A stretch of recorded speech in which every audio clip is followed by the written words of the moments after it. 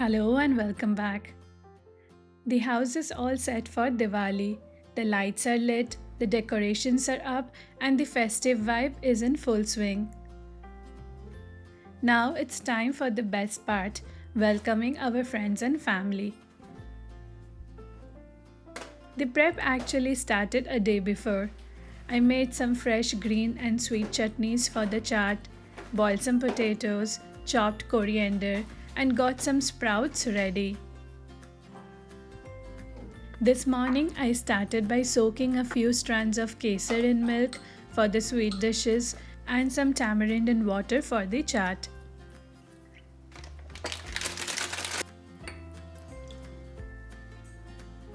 Along with the usual festive dishes, I will be serving the little ones their favorite corn on cob, but with a chatpata twist.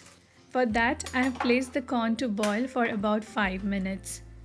One quick tip, don't add salt to the water at this stage if you want the corn to stay soft and juicy. I also put the milk to boil for the sweet dishes. In the meantime, I started setting up the table because a beautiful table always sets the tone for the celebration and creates that perfect first impression.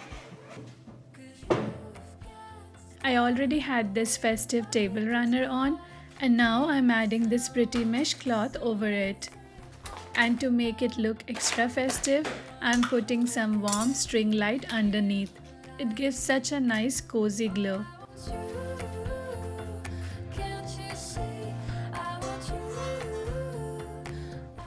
There is something so calming about laying out the table while hosting. Arranging each dish, lighting the candles, and watching it all come together feels like creating a little piece of festive magic. I wanted to keep the decor simple, so I started with this big bunch of flowers as the centerpiece. Added some candles and these gorgeous lotus bud tea light holders to add the festive touch. And in case you missed my previous Diwali decorations video, go check it out. It's full of last minute ideas to make your home feel festive in no time. In the meantime, the corn was done. Look at them, perfectly plump and ready for some chatpata magic. I'll take it out of the hot water and let it cool down for a while.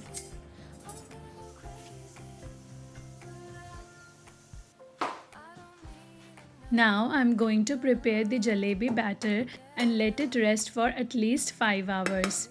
Now this is what gives us crispy Khamir style jalebi we all love. I've taken 1 cup of maida, 2 tablespoons of besan and half a tablespoon of yeast and whisked it together with about 3/4 cup of water until it reached a nice thick but droppy consistency.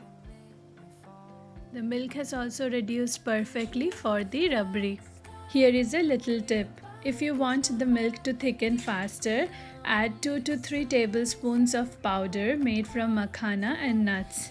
It not only helps the milk thicken quicker but also gives the rabri a lovely nutty flavor. Next, I added about half a tablespoon of cardamom powder and sugar to finish it off. For the sewai cupcakes, I crushed the vermicelli and roasted it in ghee.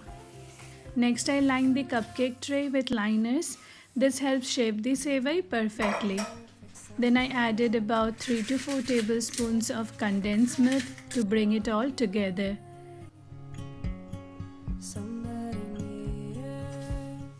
And in the last step, all you have to do is gently press the sewai into the cupcake liners with a spoon, shaping them up nicely. Now I will let them rest in the fridge for 1 or 2 hours so they hold their shape perfectly.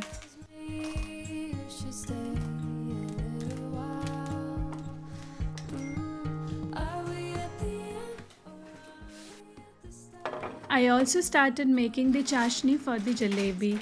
I will pop the measurement details on screen in case you want to check it. Then it was time to move on to our chaat and fry the puris for the pani puri. Since we don't get the ready-made ones here in Cork, this is honestly the best way to get those perfect golgappas. Bright lights and colors. Love is for the ones who dare to. Diwali is all about sweets, and this year I'm planning a mix of traditional and fun treats: jalebi, vermicelli cupcakes, and Biscoff shrikhand shots for the kids.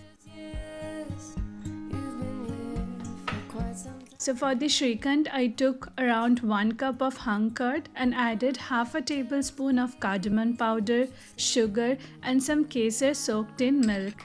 Are we at the end or are we at the start? Then just blended the biscuits and butter. I am using Biscoff biscuits here, but you can use any sweet or digestive biscuits of your choice. I'm taking you all the way, 'cause my heart screams, let me carry you home. After filling a piping bag, I layered the shot glasses with the powdered biscuits. Press them gently with the back of a spoon and top them up.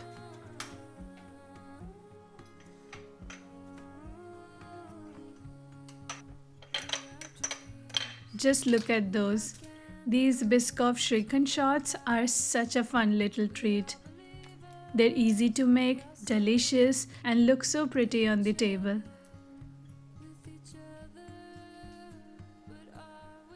Finally, I sprinkle some finely chopped pistachios and rose petals on top to give them that perfect Diwali touch. If you're enjoying this kind of content, festive hosting ideas and easy recipes, don't forget to like the video and subscribe to the channel. It was nearly evening and finally time to bring everything together. This time I plan to serve the layered papri chaat in transparent copa glasses. Layered papri chaat is such a fun and colorful dish. Every bite has a mix of crispy, creamy, tangy, and sweet flavors. Serving it in glasses made it extra special and perfect for a festive table. Plus, it's really easy for guests to enjoy without any fuss. I simply toss the aloo with some basic spices like bhuna jeera, red chili powder, chaat masala, and rock salt. For the yogurt, I used the same spices and added about 2 to 3 tablespoons of sugar to balance the flavors. For the layering, I started with the boiled potatoes, followed by some sprouts, a sprinkle of chaat masala, bhuna jeera powder, and rock salt. Next went in yogurt, the green and sweet chutneys, and I repeated the same set for the second layer. And finally, the papri, fresh coriander, save, and a few pomegranate seeds for the perfect blend of colors and flavors. Just look at how vibrant and festive these glasses turned out. Hey, darling, can I tell you what's been on my mind? Sick and tired of the 9 to 5 in the city light. Next, I fried the jalebi in hot oil, swirling in those beautiful spirals. As soon as they came out, I coated them generously in warm sugar syrup. They smelled and looked absolutely irresistible. And let me tell you, they were just so tasty, perfectly sweet, and totally addictive. Let's get out, we can leave this city. Let's drive to the open air. Yeah, the countryside is so pretty with the wind. I started placing all the dishes on the table, beginning with the sweets. To add heightened layers to the setup, I decided to place the sewai cupcakes on the 2-tiered cupcake stand. After refrigerating, the sewai cupcakes came out perfectly from the liners. I filled them with some cold rabri and garnished them with chopped pistachios and rose petals. I just love how the colors and textures came together. It instantly made the whole setup feel celebratory. Such a simple touch really made them stand out on the table, and they looked so festive and inviting.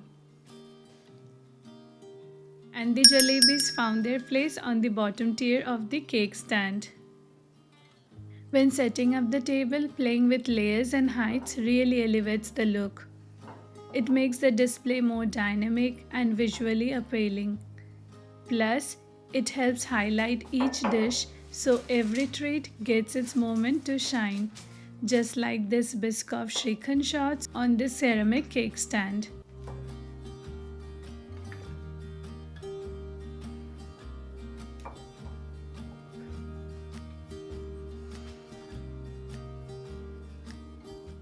I also made some Bengali mishti kachagolla the previous night, and there were just a few pieces left. I placed them on this gorgeous cake dome to add more depth and layers. It's little touches like these that make the table feel extra festive and thoughtfully styled. Let me know your thoughts in comments.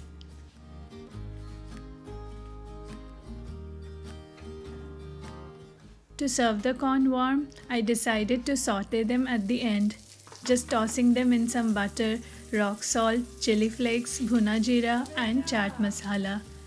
I served them on these pine wood board trays along with the chart board I put together on this marble chopping board with just some onions, tomatoes, boiled mutton and spices. Yum! It all came together into such a colorful and flavorful spread. Perfect for everyone to enjoy.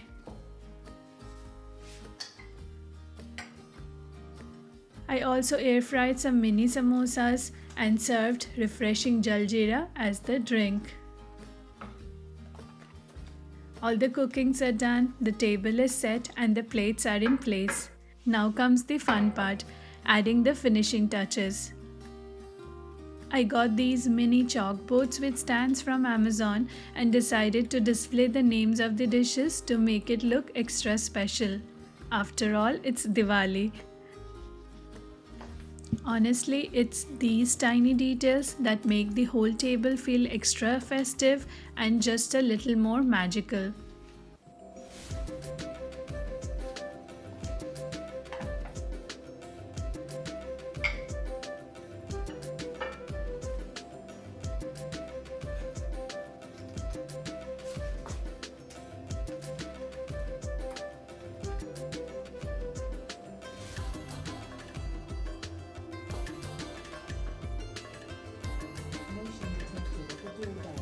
Finally, the lights were lit. I quickly changed before everybody arrived, added a few extra diyas and candles here and there, and did a last minute inspection to make sure everything was perfectly in place. I hope you enjoyed watching the video and picking up a few ideas for hosting your friends and family this Diwali. It's all about creating a warm, festive atmosphere and making memories together. Wishing you all a sparkling Diwali filled with joy, laughter, and delicious food. Happy Diwali, everyone. Take care. I will see you in the next one.